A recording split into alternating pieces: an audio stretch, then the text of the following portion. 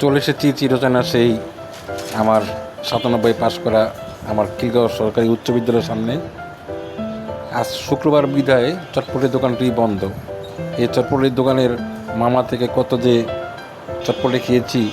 তখনকার দিনে ছিল 3 টাকা, 2 টাকাও ছিল, সর্বোচ্চ 3 টাকা। অনেক প্লেট ভরে চটপটি খেতে পারতাম। আজ এটা বন্ধ, কারণ শুক্রবার। ঢুকে যাব গেট দিয়ে, দেখাবো আজ স্কুলটি কীরকম। অনেক বড় স্কুল, মাঠও আছে বিরাট, দেখতে পাচ্ছেন। মাঠ দিয়ে প্রবেশ করে দেখতে পাচ্ছেন অনেক বড় মাঠ। আসলে এই মাঠের মধ্যে অনেক খেলাধুলা করেছি, অনেক কিছু করেছি। এখানে সকালবেলা উঠেই চলতো পিটি প্যারেডের কাজ।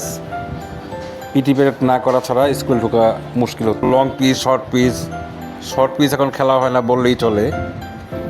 দেখতে পাচ্ছেন আমার স্কুলটা অনেক সুন্দর।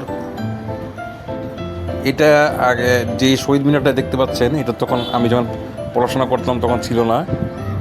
10 বছর হলো এটা প্রতিস্থাপন হয়েছে। মাঠে আপনি যদি দৌড় দেন তাহলে স্কুল জীবনের কথা মনে হবে। আসলে যে স্কুলে মাঠ নেই সেই স্কুলে পড়েও কোনো লাভ নাই। আমি ভাগ্যবান যে খিলগাঁও সরকারি উচ্চ বিদ্যালয়ে এই মাঠের স্কুলে আমি পড়াশোনা করতে পেরেছি। চলুন দেখি। ভাগ্যবশত এখানে এসে দেখতে পারলাম ওই পুরোনো দিনের স্মৃতি। ছেলেপেলে এখন ঘুড়ি উড়াচ্ছে, মোবাইল বাদ দিয়ে যে ঘুড়ি উড়াচ্ছে, এটা দেখে ভালো লাগলো। অনেক সুন্দর বলতে স্কুলের একটা অলংকার হচ্ছে মাঠ। মাঠ যত বড় হবে আপনার ছেলেপেলে তত জোরে দৌড় দিতে পারবে। আর ঘরের মধ্যে যদি আপনি বসে থাকেন বা ছেলে মেয়ে যদি আপনি বসে থাকেন তাহলে কিন্তু কাজে হবে না। একটু দৌড় দেওয়াবেন, মাঠের মধ্যে একটু খেলা করাবেন, একটু সবই করাতে হবে, শুধু পড়াশোনা করলে হবে না। এই দেখুন ছেলেপেলেরা খুবই ভালো লাগছে ঘুড়ি নিয়ে। এখনও সেই 80-90 দশকের আমরা যখন ছোটো ছিলাম তখন দেখতাম অনেক পুরানো খেলার ভিতরে এই ঘুড়িটা অন্যতম। ঘুড়ি, লাটিম, এখনও যে দেখতে পেলাম ঘুড়ির যে একটা অংশ দেও, এই উড়িয়ে দাও। হ্যাঁ, এই তো সামনে যাচ্ছে, খুবই ভালো লাগতেছে। ইস, হ্যাঁ, উড়ে উড়ে গেল, বাহ।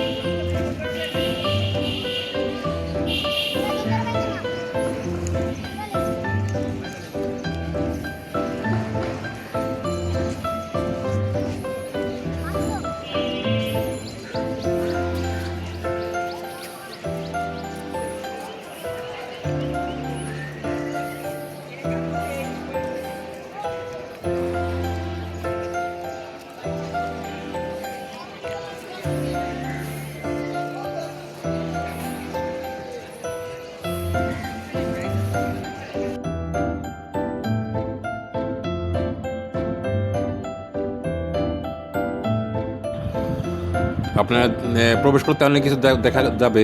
আজকের জিজ্ঞাসা আমি কি শিখেছি। আর বিদ্যালয়ে পরিষ্কার রাখা আমাদের নৈতিক দায়িত্ব। আমরা আগে ছোটোবেলায় বই পড়তাম, আমার বই, আবু, আনু, এই ধরনের ক্যারেক্টার। এখন এই বইগুলি আছে কি না জানি না।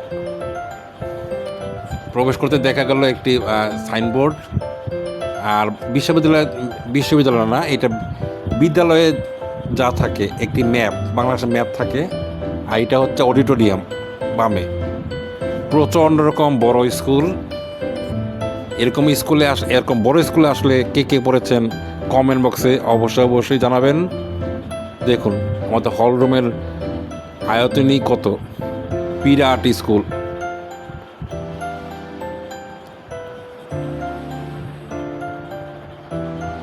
এই গেটটিও আমাদের এখানে ছিল না, তো আমি যখন পড়াশোনা করেছি তখন ছিল না। সামনে যে গেটটি দেখতে পাচ্ছেন, সেই গেটটি তখন ছিল না। আসলে স্কুল বলতে এই লোহার গেট, লোহার ব্যারিকেড, এগুলোই তো থাকার কথা। এগুলোই আছে।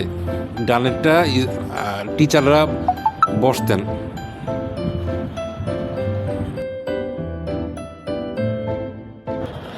স্কুলে গেট দিয়ে প্রবেশ করে গেলাম। এটা হচ্ছে ক্লাসরুমে যাওয়ার রাস্তা। বামে ক্যান্টিন। ক্যান্টিনের কথা বলতে হবে এখানে ছিল 33 টাকা বেতন। এই 33 টাকা বেতনের ভিতরে 28 টাকা ছিল বেতন, আর বাকি টাকা ছিল টিফিন। টিফিনের মধ্যে প্রতিদিন একই রকম দিত না। কিছুদিন দিত পরোটা বুন্দিয়া। বুন্দিয়া বলতে আপনার যেটা ছোটো ছোটো মিষ্টি, কিন্তু এটা অত রসালো নয়। বিভিন্ন কালারের বুন্দিয়া থাকতো এটার ভিতরে। এটাই ছিল একটা। আরেকটা ছিল হলো পরোটার ভিতরে আপনার সবজি। আরেকদিন দিত সিঙ্গারা আর হলো সমুচা। আরেকদিন দিত জিলাপি আর সিঙ্গারা। এটা সেই বাথরুম। সিনেমা দেখেছিলাম ছুটির ঘন্টা, স্কুলের ছুটির ঘন্টা। এটাতে এই ছুটির ঘন্টা দেখার পরে এই বাথরুম দেখলে এইটা কথা মনে হয়। এখন চলে যাব আমরা ক্লাসরুমের দিকে।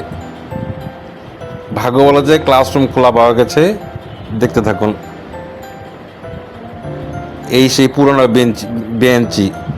আমরা বেঞ্চ বলতাম না, বেঞ্চি বলতাম। বেঞ্চি হলো অনেকগুলি বেঞ্চি। ফাঁকিবাজ ছাত্ররা সব পিছনে যেয়ে বসে পড়তাম। এই ছিল বোর্ড। এখন তো সাদা বোর্ড, আগে ছিল কালো বোর্ড। কালো বোর্ডের ভিতরে চক দিয়ে লেখালেখি করতো। এখন লেখে সাইন পেন দিয়ে। সাইনবোর্ডের উপর লেখালেখি করতো। আগে ছিল কালো বোর্ড। এই কালো বোর্ডটা খুঁজে পাচ্ছি না। এখন সব আপডেট হয়ে সাদা বোর্ড হয়ে গেছে। কিন্তু বেঞ্চিগুলি এখনও সে একই পর্যায়ে আছে। চেয়ার স্যাররা ব্যবহার করতেন অনেক পুরোনো চেয়ার। এখন এটা আপডেট হয়ে একটু আপডেট হয়েছে, অত আপডেট হয়নি। আর আসলে আপডেট হয়ে গেলে তো আর পুরোনো স্মৃতি থাকবে না। এই জন্য কিছু কিছু পুরোনো স্মৃতি এখন রয়ে গেছে। সামনে এগিয়ে যাচ্ছি। এই দিকটা ছিল খোলা, এখন এটা বন্ধ অবস্থায় আছে। এই গ্রিলটা আগে খোলা ছিল।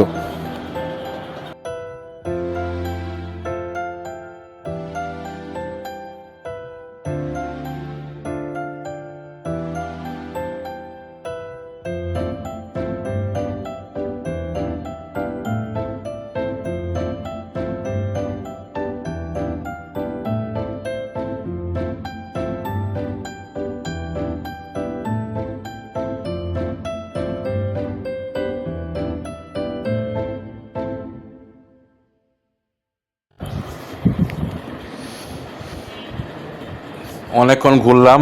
এটা হলো আমার স্কুলের প্রথম পর্ব। এরপরে আরও পর্ব করব। ভিডিওটা কেমন লাগছে আপনাদের এটা জানাবেন। অনেক স্মৃতি, যা স্কুল প্রাইমারি স্কুলে অত স্মৃতি না হলেও হাই স্কুলে যারা পড়াশোনা করেছি, শেষ করেছি, তাদের আসলে স্মৃতি অনেক থাকে হাই স্কুলের ভিতরে। উপরে গেলে দোতলাতেও ক্লাস ছিল, দোতলাতেও ক্লাস করেছি। আসলে দোতলা ছিল প্রভাতীদের জন্য, আর নিচতলা ছিল দিবার জন্য। দিবা হচ্ছে 12টার পরে যারা ক্লাস করেছি, আর যারা মর্নিং ক্লাস করেছে তারা হলো প্রভাতীদের জন্য দোতলাতে ক্লাসের ব্যবস্থা আছে। সকাল 7টা থেকে 11টা পর্যন্ত প্রভাতী। ছুটি হওয়ার পরপরই 12টা থেকে বিকাল 4টা পর্যন্ত ক্লাস চলতো। এটা হলো দিবা হলো দুপুরবেলা।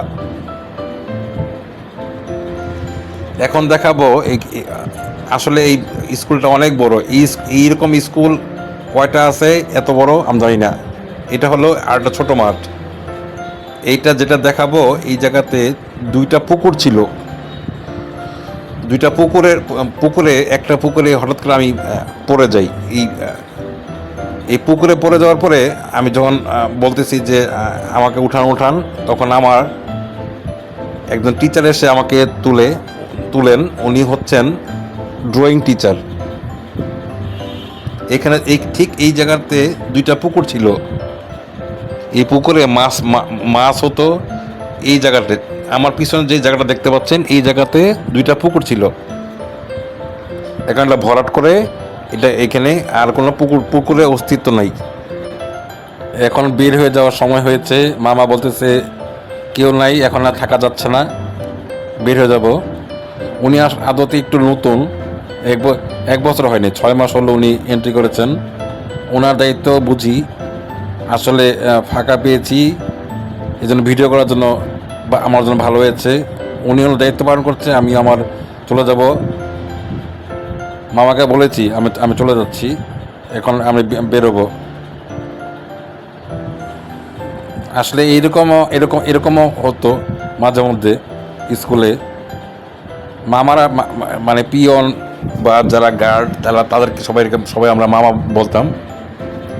মামারা আসলে এমনই হয়।